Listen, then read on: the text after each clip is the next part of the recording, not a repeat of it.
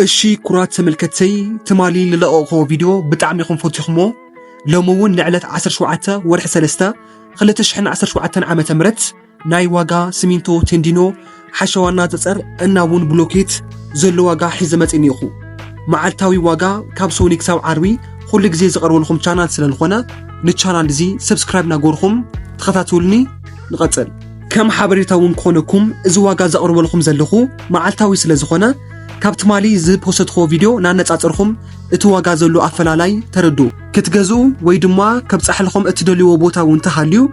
امناي كومنت ناي مجمريا سلكي كقمطلخميا دويلخم من نغار تخوليوخم مالتيو سلازي ازي فيديو زي ويدما ازي ناي واقع صبصاب طقمو غزات تسرحو زلخم ويدما نمسرح ابروسس زلخم كلخم إذا واقع صبصاب زينا سمعكم معالتاوي كغزودو ويدما كصنح زبل كتوسنو ام مغبار عوي غدنيو سلازي ون اب كالوت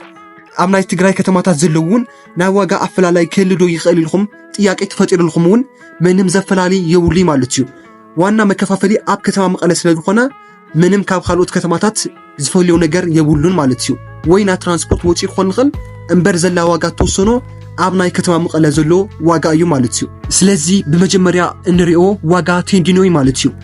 ብርክት ዝበሉ ዓይነታት ቴንዲኖ አለው ካብአቶም ውሽጡን በዓል ሸሞንተ ዝበሃለሎ በዓል ሸሞንተ ብዝኸ ሰዓት 800 ቅርሺ እናተሸጠ ይርከብ በዓል 10 ድማ ናይ ውሽጣ ዓዲ 1150 እናተሸጠ ይርከብ በዓል 14 ድማ ናይ ቱርኪ ማለት እዩ 2350 ቅርሺ እናተሸጠ ይርከብ ማለት እዩ ዝለዓለ ብዝኸ ሰዓት ናይ ቴንዲኖ ዋጋ እናተሸጠሉ ዝርከብ 2350 እዩ ዝተሓተ ድማ 800 ቅርሺ እዩ ማለት እዩ ገዛ ንምስራሕ እቲ ዋና ነገር ቴንዲኖ እንትኾን ቀፂሉ ድማ ልመጽእ ሲሚንቶ እዩ ማለት እዩ ዋጋ ሲሚንቶ ድማ ኣብ ዝኸ ሰዓት ንዕለት 17 ወርሒ 3 2017 ዓመተ ምህረት ዘሎ ዋጋ እንትንርኢ እቲ ኸልኣይ ደረጃ ኢና እንረኾ ማለት እዩ እቲ ኸልኣይ ደረጃ ኣብ ዝኸ ሰዓት እናተሸጠሉ ዝርከብ 1450 እናተሸጠሉ ይርከብ ማለት እዩ ምስ ናይ ትማሊ ድማ እንትነጻጽሮ ትማሊ 1490 ነይሩ ሎሚ ግና 1480 እዩ ዘሎ ማለት እዩ እዚውን ናተኸታተልኹ ከቕረብልኩም እያ ሎሚ ዓንቲ ናይ 10 ቅርሺ ቅናሽ ገይሩንዮ ማለት እዩ ቀፂልና ድማ ዋጋ ብሎኬትና ክንርኢ ማለት እዩ ብሎኬት ከም ትፈልጥዎ ምስ ሲሚንቶ ማዕረ እዩ ዋጋው ዝቀየር ማለት እዩ ሲሚንቶን ትውስኽ ምስኡ ይውስኽ ሲሚንቶን ትቀንስ ድማ ምስኡ ይቀንስ ማለት እዩ ስለዚ ከምቲ ትማሊ ዝበልክኹም ዋጋ ቴንዲኖ ሓሸዋ ጸጸር ብሎኬት ከም ቦቱ ርሕቀት ከም ዘብጽሕዎ እቲ ቦታ ዘለዎ ርሕቀት ማለት እዩ ብኸሙ እዩ ዋጋውና ተፈላለየ ዝኸይድ ማለት እዩ ስለዚ ቦታኹም ርሕቅ ዝበለ እንተኾይኑ ካብውን ብጣዕሚ ብዙሕ ብሎኬት ዘልይኩም እንተኾይኑ ከመማራጺ ጠይቃ ካብ ዝረኸኹ መሰረት ማለት እዩ እቲ ማሽን ተኻሪኹም በዓልኹም ሓሸዋና ጸጸር በዓልኹም ኣቕሪኹም ማለት እዩ እሶም ናይ ማሽን ክራይ ብቻ ወሲዶም በዓልኹም ክተሰርሕዎ ትኽእሉ ኢኹም ማለት እዩ ከም ዝበለ ሓሳብ ስለ ዘሎ እዚ ብጣዕሚ ቀሊል ዝበሃል ቅርሺ ተትርፍሉ ዓይነት አይዲያ እዩ ማለት እዩ ስለዚ እሶም ማሽን ክራይ ተጠቅምኩም እስኩም ሓሸዋና ጸጸር ቀሪኹምሎም በዓሎም ናይ ማሽን ክራይ ተጠቅሞም እዚ ልመስል ናይ ዋጋ አማራጭ ክትረኽቡ ትኽእሉ ኢኹም ማለት እዩ ስለዚ ተጠቅሙሉና ወልኹ ከዚ ዘሎ ናይ ብሎኬት ዋጋ ንርኢ ማለት እዩ ስለዚ ክልተ ዓይነት ብሎኬት አለው በዓል 15 እና በዓል 20 ተባሂሎም እዮም ዝቕመጡ ማለት እዩ ንገዛ ክንሰርሕ ካብ ዝጠቅሙና ነገራት ውሽጢ በዓል 15 እና በዓል 20 እዮም ማለት እዩ ስለዚ እዚ ዋጋ ብሎኬት ብለይ መጽዓኒ ማለት እዩ በዓል 15 ዋጋው እንትንርኢ ኣብ ዝኸ ሰዓት 33 ቅርሺ ንሓንቲ ይሽወጥሎ ማለት እዩ በዓል 20 ድማ 34 ቅርሺ ንሓንቲ ይሽወጥ ማለት እዩ ምንም ለፈላለየውሊ በዓል 15 እና በዓል 20 ተባሂሉ ብዙሕ ዋጋ ፍልሊ ኣይመጺ ናይ ሓደ ቅርሺ ና ክልተ ቅርሺ ግና በዓል 15 33 ቅርሺ እንትኾን በዓል 20 ድማ 34 ቅርሺ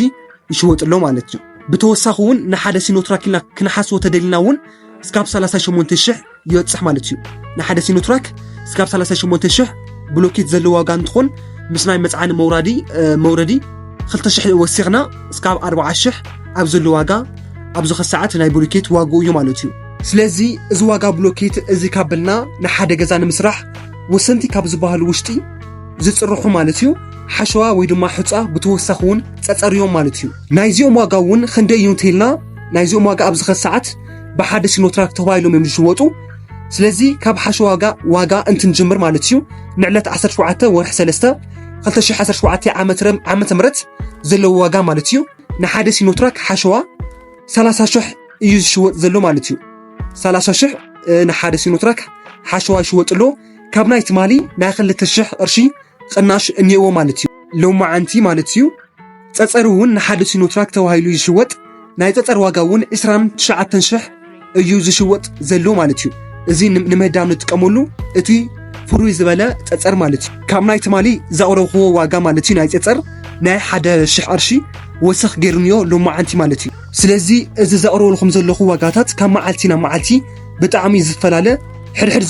زبوستو فيديوتات مالتي تخطاتولو لو ما عنتي نعلات 10 شوعته ورح سلستخ 10 شوعته عم تمرت زلو واقا زي مسل مالتي لو ما عنتي ناي سيمينتو تندينو حشوا تصر اناون بلوكيت زلو واقا رينا نينا